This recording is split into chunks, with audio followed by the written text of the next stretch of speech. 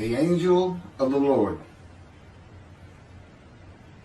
Rashi says in his introduction to Zechariah Chapter One, the prophecy of Zechariah is extremely enigmatic because it contains visions resembling a dream that requires an interpretation. We cannot ascertain the truth of its interpretation until the teacher of righteousness comes. Nonetheless, I will put my heart to reconciling the verses one by one according to the interpretations that resemble it and follow the interpretation of Jonathan. This is God's test for the Jewish people, in particular the Jewish leaders. God's test of who the descendant of David is. The man described in Isaiah 53, the teacher of righteousness. That's who Rashi, known as one of the first rabbis to say that Isaiah 53 described the people, the Jewish people, as the patriarch Israel. Then here he is in Zechariah saying, we got to have the to know the truth of at least chapter 1 of Zechariah, to know its truth, because we can't do it.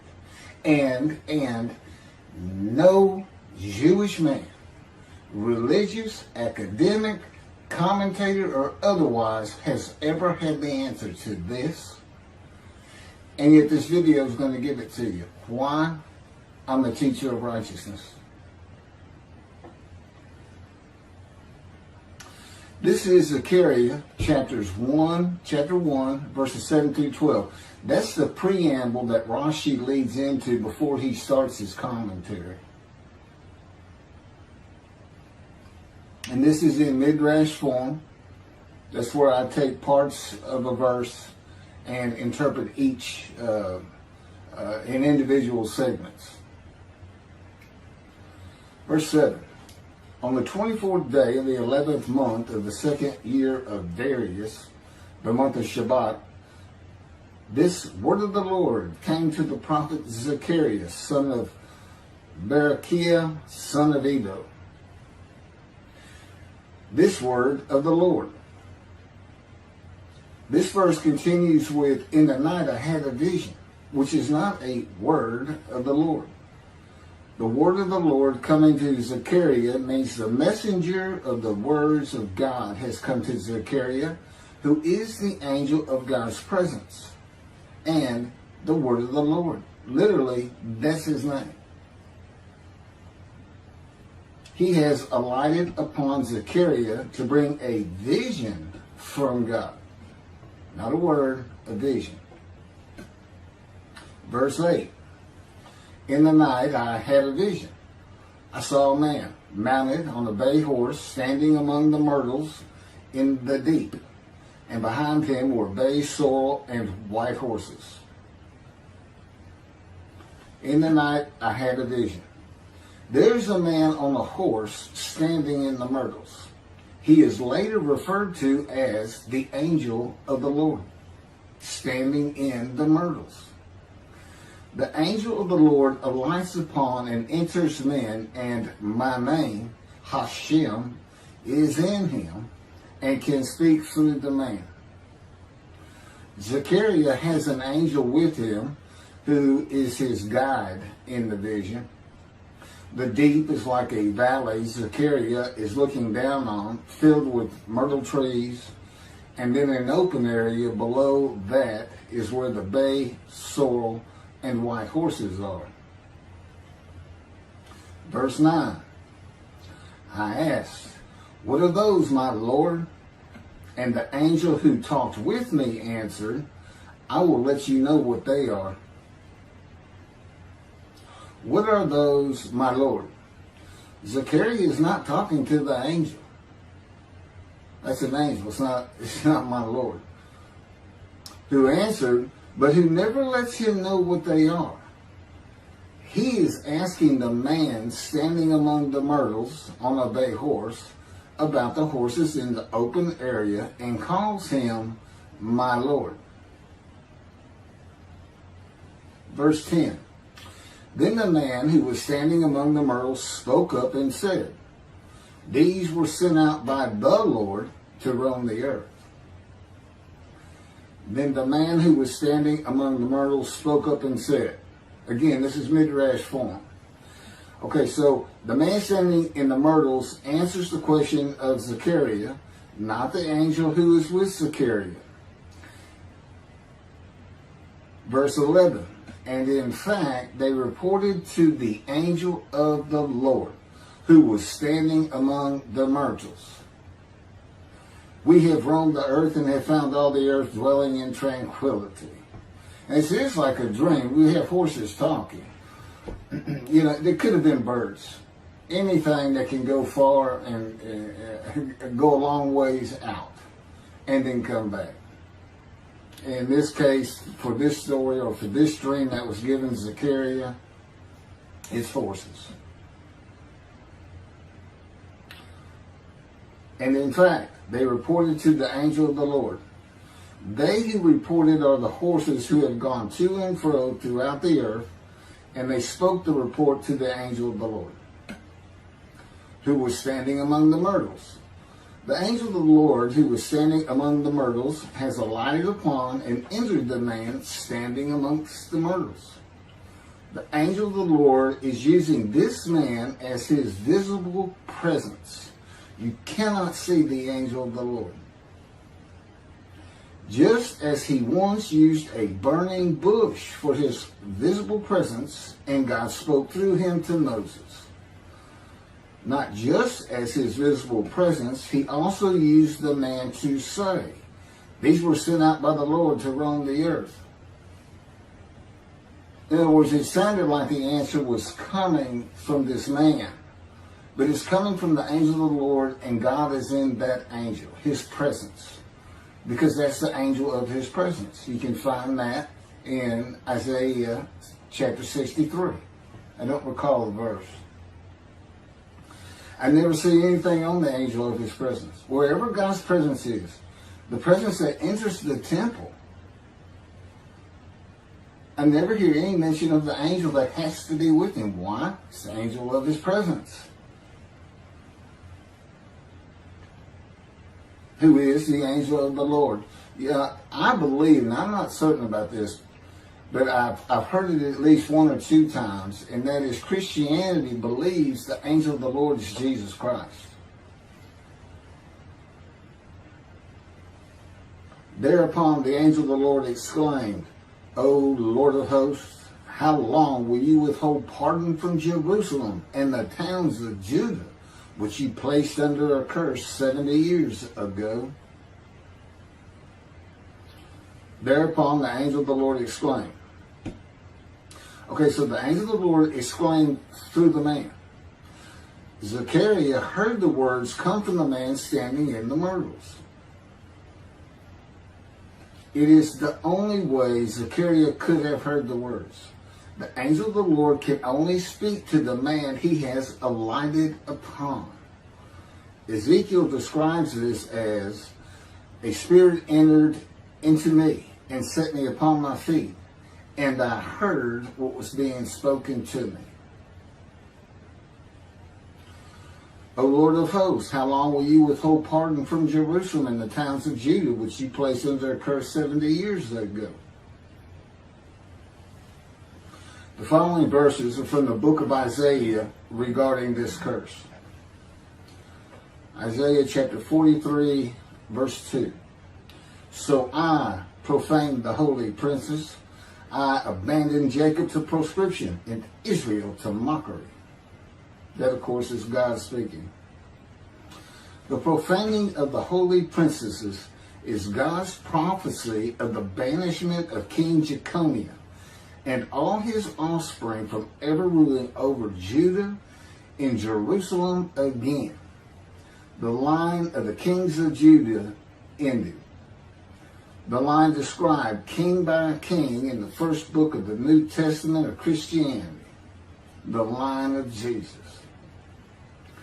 The abandonment and mockery are God's prophecy that the northern kingdom and the southern kingdom of the Israelites would be defeated and deported from the promised land.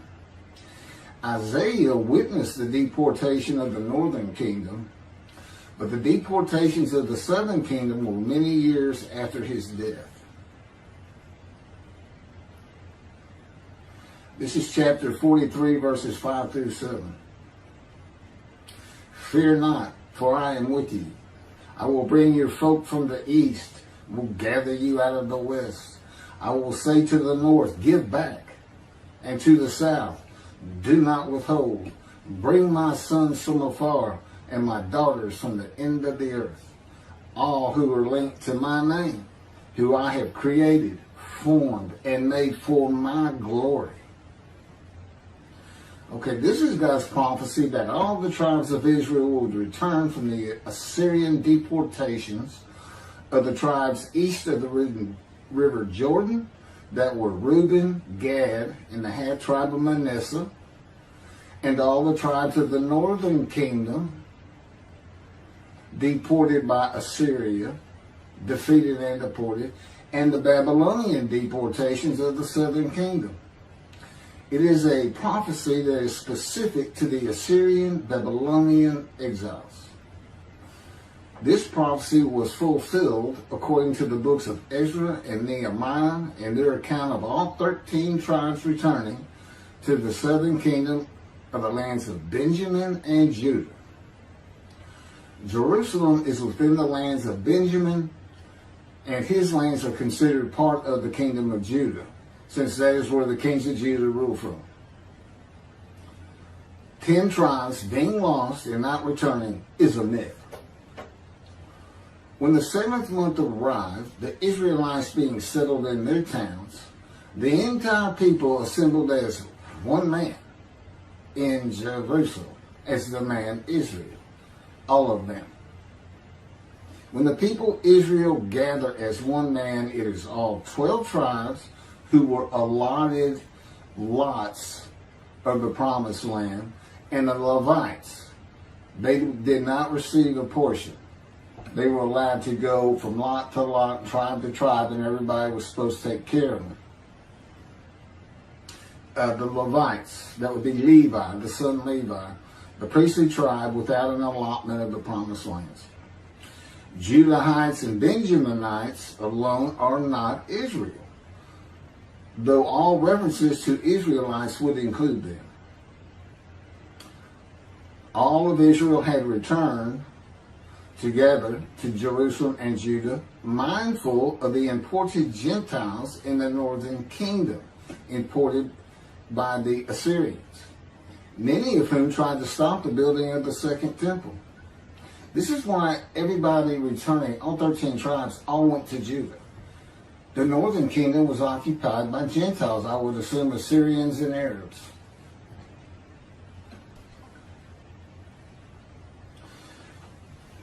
This is 1 Chronicles chapter 9, verses 2 and 3. The first to settle in their towns on their property were Israelites, priests, Levites, and temple servants, while some of the Judahites and some of the Benjamites and some of the Ephraimites and Manassesites settled in Jerusalem. That would be Ephraim and Manasseh. Manasseh was such a large tribe, it had to be broken in. It was broken in two. Half of it set up, their allotment was east of the river Jordan by about where Edom would be. And where that was the tribe of Gad. Not Edom, Gilead, where the Tishbite, Elijah, the Gentile, was an inhabitant.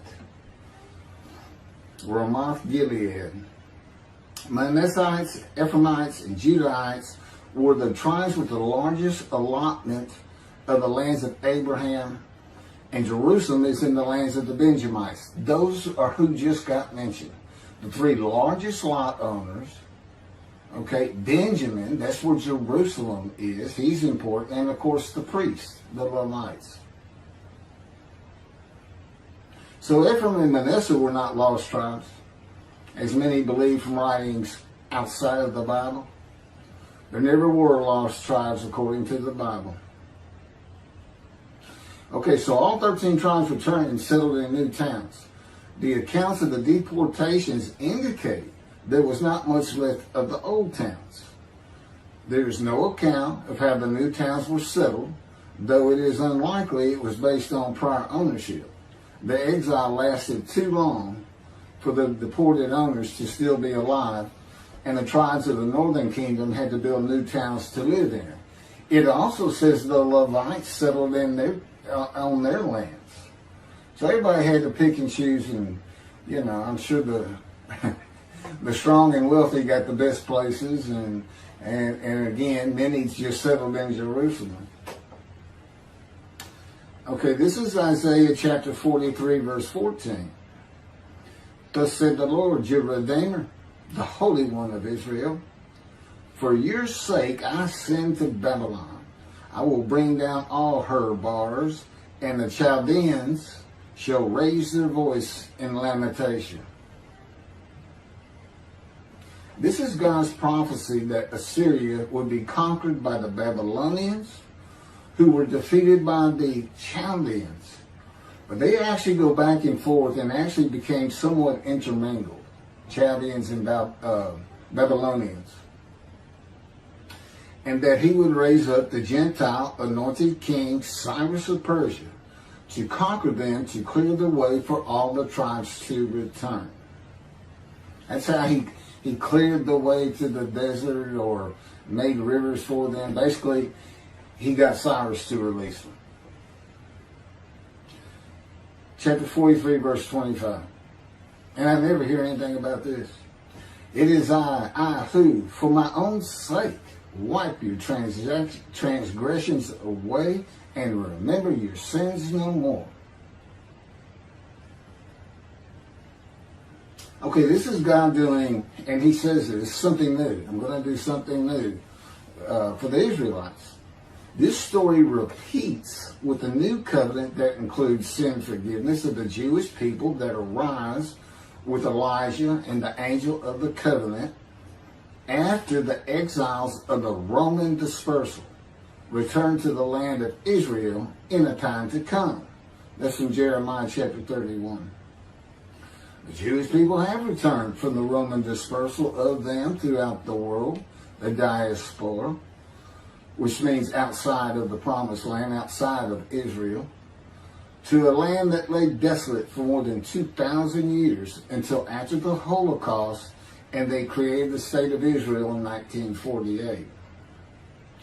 70 years later, and that's funny too, because they talk about a curse of 70 years. That 70 years, I believe, just applies to the last of 3 deportations of Judah and the defeat by the Babylonians, because the northern kingdom had been defeated and deported long before that, and the first to be defeated and taken to the lands of Assyria was Gad, the half tribe of Manasseh, the lands east of the river Jordan. 70 years later, the land blooms again. Jerusalem has been rebuilt as a great city, larger than it was in ancient times, according to God's words in Jeremiah 31. The time to come to deliver the new covenant with sin forgiveness is here. That's very important for the interpretation of at least chapter 1 of Zechariah. That means the angel of the covenant that you desire of Malachi 3 is on his way, followed by God and the messenger Elijah. And when God's third temple is built, he will return to it suddenly. This is the day of the Lord. That's Malachi chapter 3. Now, Zechariah is in Jerusalem, and the construction on the second temple is about to begin. Isaiah has written God's words of sin forgiveness, which would have removed the curse long before this, when they were returning, when the remnant of the 13 tribes was returning. And the angel of the Lord proclaims, O Lord of hosts, how long will you withhold pardon from Jerusalem and the towns of Judah, which you placed under a curse 70 years ago? Okay, this vision of Zechariah and the words of the angel of the Lord through the man standing in the myrtles regarding the curse 70 years ago is to make Zechariah think and try to understand why the angel of the Lord would say this. From his perspective, the curse was lifted. He was back in Jerusalem with all the tribes preparing to build the second temple. The vision is for Zechariah to find out how and when the curse was lifted. And that's important today, because this is the day of the Lord. The new covenant is here, and every single Jew throughout the world is forgiven of their sins right now. And that message has been given to me to be delivered. And it's not getting out there. It's just not getting out there, and that's what happened here. Because if you read Ezra and Nehemiah, it's clear they had no idea that their slates had been claimed. And sin and continue. Once you know that God has just said, okay, I'm not going to remember any of that. Let's all start fresh. I'm here with the covenant of friendship. Let's everybody start being observant Jews. Okay? Which would include going to Yom Kippur. Having a slate clean does not mean you have a lifetime now of sin forgiveness. The books of Ezra and Nehemiah reveal, this is how God had me write it down. This is from the book, Isaiah 53, in the day of the Lord, that was dictated to me. The books of Ezra and Nehemiah reveal that the 13 tribes did not know they had been forgiven. Right. We had to wait for the teacher of righteousness to know. And this is another thing I never see in this Messianic era that is taught, that is coming, is that God is with the descendant of David as he was with Moses. I mean, just right there with him.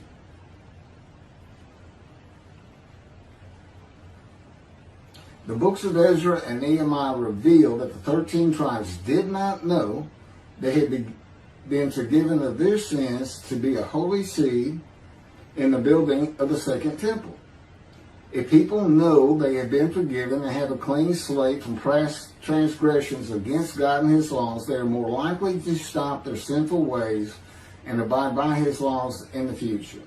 The scroll of Isaiah needs to be found and interpreted by Zechariah and the religious leaders so they will know of God's forgiveness of their sins. God will be returning before the temple is built. That would be the third temple, to test the devotion of his righteous servant and make him suitable for his purpose, which might prosper. That includes the building of the third temple.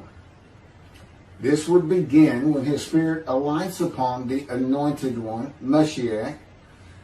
His presence with his righteous servant will be necessary for the temple to be rebuilt.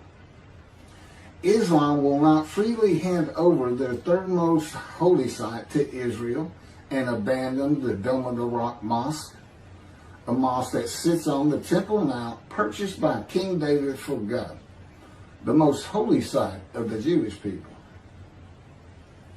With God is the angel of his presence who is already on the way. You want me to skip that? Okay, this has been covered in other videos more than once.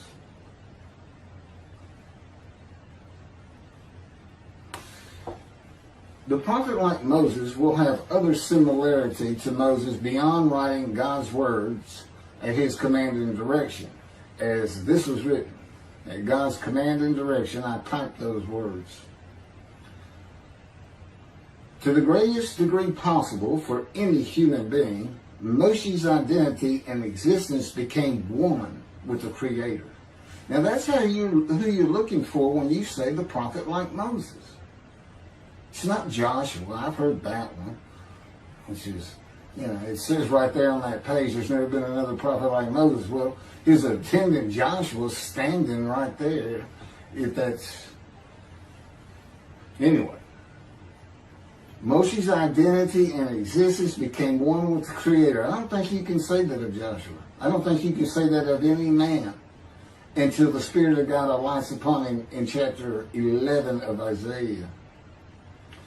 He surrendered himself to God to the extent that our sages say the Shekinah, divine presence, which is the angel of his presence, who is the Holy Spirit. He's an angel, and his body is not human form with wings.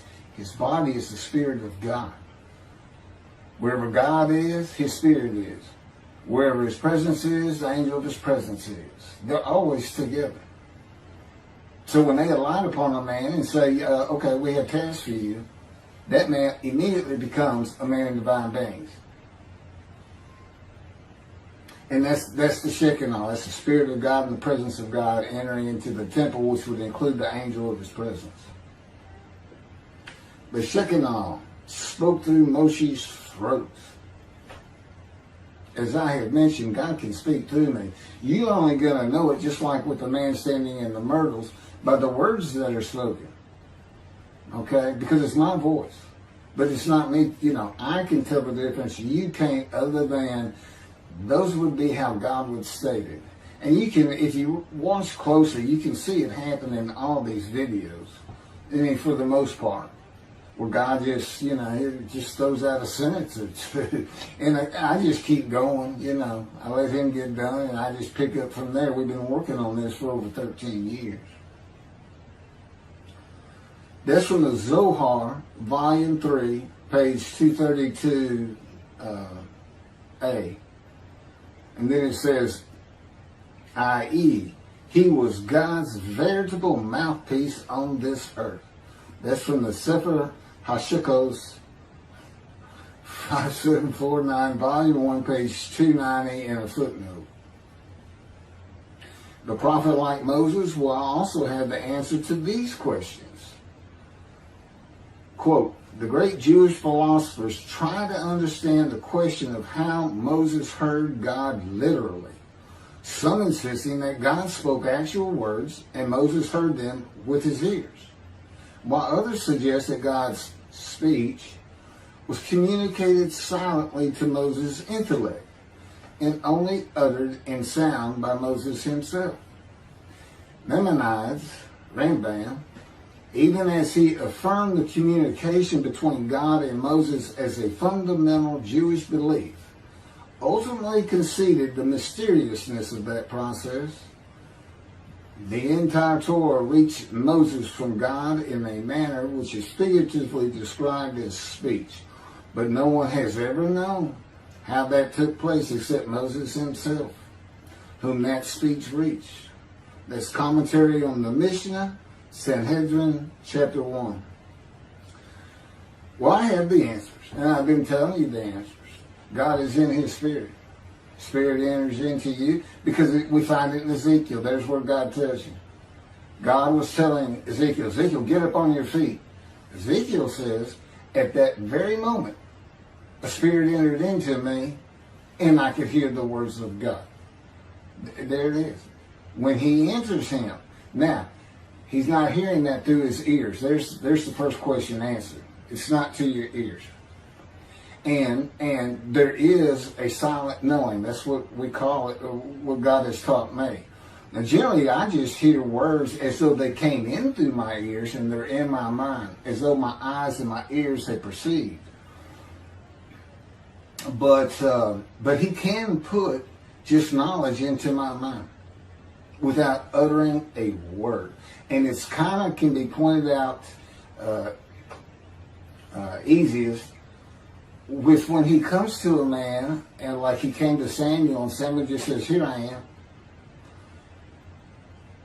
It's as though before he speaks to you, and this is what happened with me, he put in a knowledge in my mind that the God of creation was about to speak to me. And so when he did speak, it was as though he had always been there speaking to me. Not unlike how Adam would have felt.